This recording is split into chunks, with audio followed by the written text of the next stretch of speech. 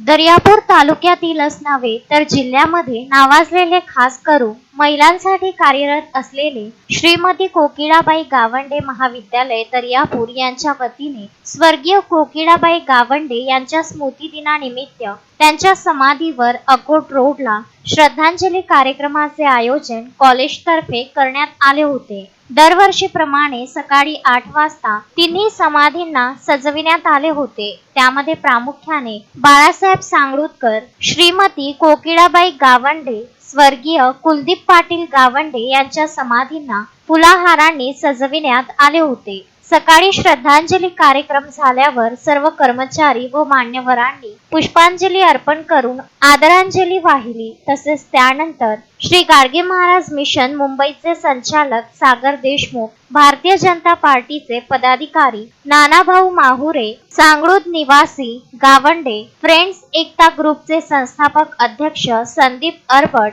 श्री संत गाडगे महाराज बालगृह दर्यापूरचे संचालक गजानन देशमुख आदींनी समाधीस्थळी जाऊन भावपूर्ण श्रद्धांजली अर्पण केली। गजानन देशमुख, विदर्भ न्यूज, दर्यापूर।